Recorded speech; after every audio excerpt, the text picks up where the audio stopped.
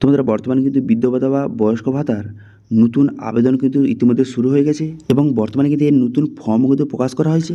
তো সেই জন্য আজকে ভিডিও দেখে দেবো যে এই বিধবা ভাতা বা বয়স্ক ভাতার নতুনদের ফর্ম ফিল আপটা কীভাবে করবেন, তার স্টেপ বাই স্টেপ প্রতিটা অপশান বুঝে বুঝে আপনাদের ফর্ম ফিল আপটা দেখিয়ে দেবো এবং কোন ভুলগুলি আপনাদের একদম করলে চলবে না। সেই ভুলগুলি যদি আপনি করেন সেক্ষেত্রে আপনার ফর্মটা বাতিলও কিন্তু হয়ে যেতে পারে। সেই জন্য কোন বিষয়গুলি আপনাকে খেয়াল রাখতে হবে সেটা জানিয়ে দেবো এবং সঙ্গে যারা আগে আবেদন করেছিলেন, যাদের বর্তমানে পেন্ডিং রয়েছে স্ট্যাটাস, তাদেরকে আবার নতুন করে আবেদন করতে হবে সেটাও কিন্তু এই ভিডিওতে আপনাদের জানিয়ে দেবো। এবং সঙ্গে এই যে ফর্মটা আপনি কোথায় পাবেন, কীভাবে ফর্মটা ফিল আপ করবেন, কোথায় জমা করতে হবে, ফর্মের সঙ্গে কী কী ডকুমেন্টস আপনাকে অ্যাটাচ করতে হবে, সমস্ত কিছু আপনাদের স্টেপ বাই স্টেপ জানিয়ে দেবো। সেই জন্য ভিডিওটা প্রথম থেকে শেষ পর্যন্ত অবশ্যই দেখবেন মনোযোগ সহকারে এবং আমাদের চ্যানেলে প্রথমবার ভিজিট করে থাকলে আমাদের চ্যানেলটিকে সাবস্ক্রাইব করে রাখুন এবং পাশে থেকে বেল আইকনটিকে অবশ্যই প্রেস করে রাখুন।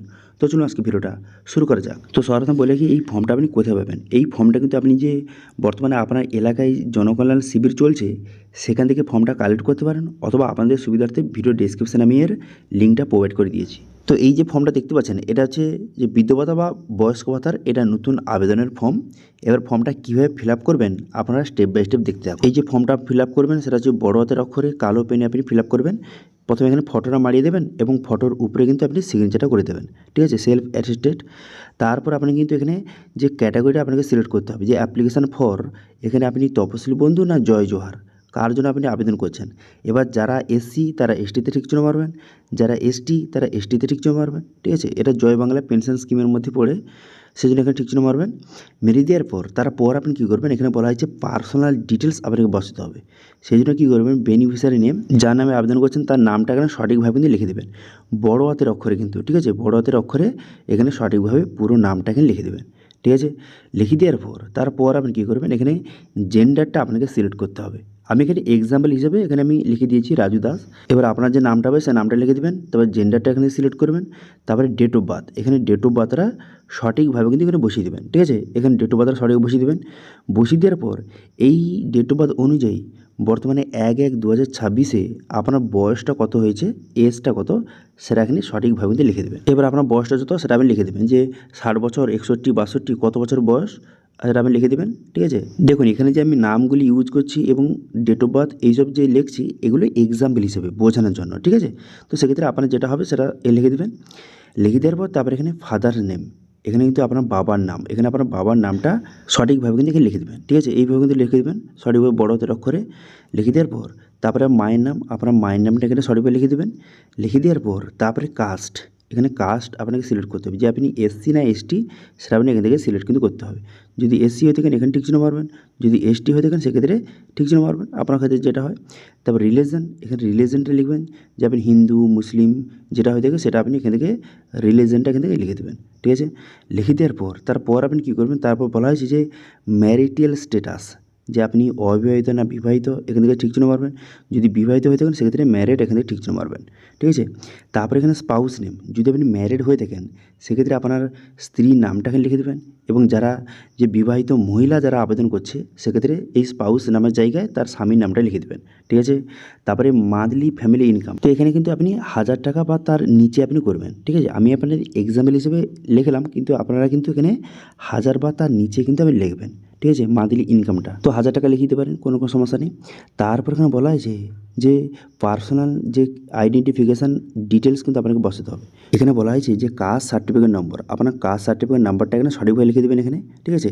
লিখে দেওয়ার পর তারপরে বলা হয়েছে যে ডিজিটাল রেশন কার্ড নাম্বার, এখানে আপনি কী করবেন, এখানে প্রথমে ক্যাটাগরিটা লিখবেন রেশন কার্ডের, এইভাবে কিন্তু লিখবেন, ক্যাটাগরি লিখবেন, তারপরে আপনি কিন্তু রেশন কার্ডের নাম্বারটা এখানে লিখে দেবেন, ঠিক আছে, বোঝা গেল। যেইভাবে লিখছি এইভাবে কিন্তু আপনারা করবেন। তারপর এখানে বলা হয়েছে যে এইচএল টিন নাম্বার, এটা যদি আপনার থাকে দেবেন, না থাকলে দেওয়ার দরকার নেই। তারপরে এখানে আধার নাম্বার, এখানে আধার নাম্বারটা সঠিকভাবে কিন্তু লিখে দেবেন, ঠিক আছে। যেগুলো কিন্তু স্টার মার্ক দেওয়া রয়েছে সেগুলো আপনাকে অবশ্যই কিন্তু বসাতে হবে, ঠিক আছে। তারপরে কী করবেন, তারপরে বলা হয়েছে যে এপিক নাম্বার অর্থাৎ যে ভোটার কার্ডের নাম্বারটা সঠিকভাবে লিখে দেবেন, ভোটার কার্ডের নাম্বারটা সঠিকভাবে লিখে দেবেন এখানে।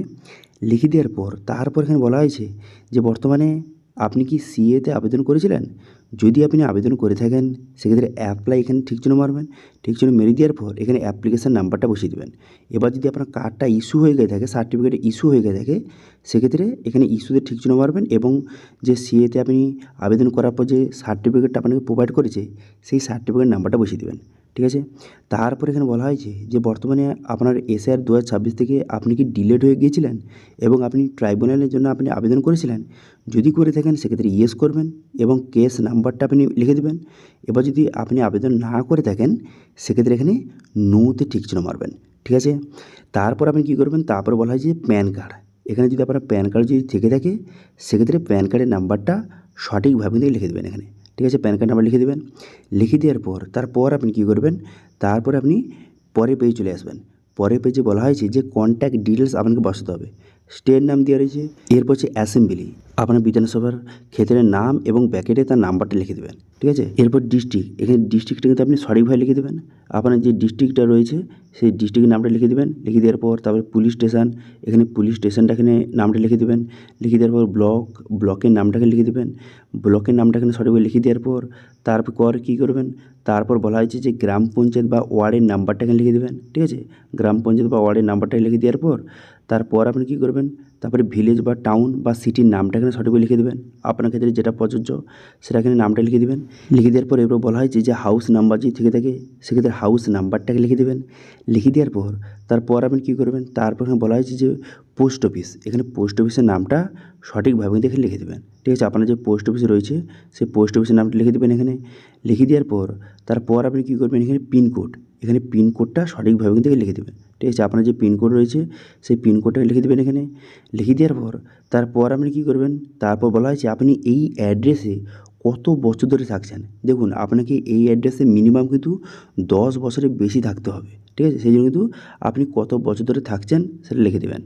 লিখে দেওয়ার পর তারপর বলা হয়েছে যে মোবাইল নাম্বার, আপনার মোবাইল নাম্বারটা সঠিকভাবে বসিয়ে দেবেন। এবার কোন মোবাইল নাম্বার দেবেন, যেটা আধার কার্ডের সঙ্গে লিঙ্ক রয়েছে সেই মোবাইল নাম্বারটা দেবেন ভালো। তারপরে ইমেল আইডি যদি থেকে থাকে সেক্ষেত্রে ইমেল আইডি দেবেন, নাহলে এটা ছেড়ে দেবেন। ঠিক আছে, এরপর কিন্তু ব্যাংকের ডিটেলস কিন্তু এবার আপনাকে বসাতে হবে। এখানে দেখতে পাচ্ছেন এখানে বলা হয়েছে যে ব্যাঙ্ক অ্যাকাউন্ট ডিটেলস আপনাকে বসাতে হবে। সেই জন্য আপনি কী করবেন, এখানে ব্যাঙ্ক নেম, এখানে আপনার ব্যাংকের নামটা এখানে সঠিকভাবে লিখে দেবেন। যদি স্টেট ব্যাঙ্ক হয়ে থাকে সেক্ষেত্রে স্টেট ব্যাঙ্ক অফ ইন্ডিয়া আপনি লিখে দেবেন, অথবা এর শর্ট ফর্মও লিখতে পারেন যে এসবিআই লিখতে পারেন। তবে যেহেতু জায়গা রয়েছে আপনি পুরো নামটা লিখে দেবেন। তারপর আপনি কী করবেন, এখানে ব্রাঞ্চ নেম, এখানে ব্রাঞ্চের নামটা লিখে দেবেন।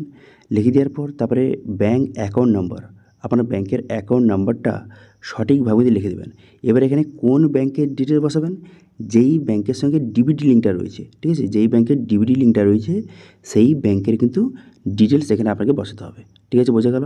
তারপর আপনি কী করবেন, তারপরে এখানে ব্যাংকের যে আইএফসি কোড, ব্যাংকের আইএফসি কোডটা সঠিকভাবে কিন্তু লিখে দেবেন। ঠিক আছে, এখানে যে ব্যাংকের ডিটেলসটা সঠিকভাবে কিন্তু বসাবেন, এটা কিন্তু খুবই গুরুত্বপূর্ণ। ঠিক আছে, সেই জন্য এখানে ব্যাংকের আইএফসি কোডটা সঠিকভাবে লিখে দেবেন এখানে। লিখে দেওয়ার পর ব্যাস, এরপর আপনি কী করবেন, এরপর এখানে বলা হয়েছে যে আপনার কাছে কী কী ডকুমেন্টস রয়েছে সেটা কিন্তু আপনাকে ঠিক চিহ্ন মারতে হবে। ঠিক আছে, এবং যেগুলো আপনি ঠিক চিহ্ন মারবেন সেই সব ডকুমেন্টস এই ফর্মের সঙ্গে অ্যাটাচ করতে হবে। এবং এই যে ডকুমেন্টসগুলি এই ফর্মের সঙ্গে অ্যাটাচ করবেন, প্রতিটা ডকুমেন্টসের নিচে আপনার সিগনেচার কিন্তু করতে হবে, সেটা এখানে বলে দেওয়া হয়েছে, সেভ অ্যাটেস্টেড। আচ্ছা, এখানে প্রথম বলা হয়েছে যে পাসপোর্ট সাইজের ফটো, এখানে ঠিক চিহ্ন মারবেন। তারপর বলা হয়েছে যে কাস্ট সার্টিফিকেটের জেরক্স কপি লাগবে, তারপরে এখানে ডিলার রেশন কার্ডের কপি লাগবে, তারপরে আধার কার্ডের কপি লাগবে। এগুলো কিন্তু এই ফর্মের সঙ্গে অ্যাটাচ করতে হবে এই সব ডকুমেন্টস, এবং প্রতিটা ডকুমেন্টসের নিচে কিন্তু সিগনেচার করতে হবে। তারপরে ভোটার আইডি কার্ড, তারপরে রেসিডেন্ট সার্টিফিকেট থেকে থাকে এবং ইনকাম সার্টিফিকেট থেকে থাকে, সেগুলো এই ফর্মের সঙ্গে অ্যাটাচ করতে হবে, এবং সঙ্গে ব্যাংকের পাসবুকের জেরক্স এই ফর্মের সঙ্গে অ্যাটাচ করবেন। ঠিক আছে, এবার কী কী ডকুমেন্টস লাগবে এখানে কিন্তু বলে দিলাম, এখানে পরিষ্কারভাবে লেখা রয়েছে। এর মধ্যে যেই ডকুমেন্টস আপনার রয়েছে সেগুলোতে ঠিক চিহ্ন মারবেন এবং সেই সব ডকুমেন্টস এই ফর্মের সঙ্গে অ্যাটাচ করে দেবেন। ঠিক আছে, আচ্ছা, এরপরে বলা হয়েছে যে সেলফ ডিক্লারেশন এবং নমিনেশন, অর্থাৎ আপনি নমিনি কাকে রাখতে চান তার কিন্তু ডিটেলস এবার আপনাকে বসাতে হবে।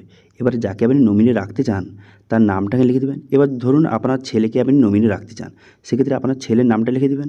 লিখে দেওয়ার পর তারপরে অ্যাড্রেস, এখানে পুরো অ্যাড্রেসটা লিখে দেবেন। লিখে দেওয়ার পর এখানে রিলেশান, এখানে কিন্তু সন আপনি লিখে দেবেন।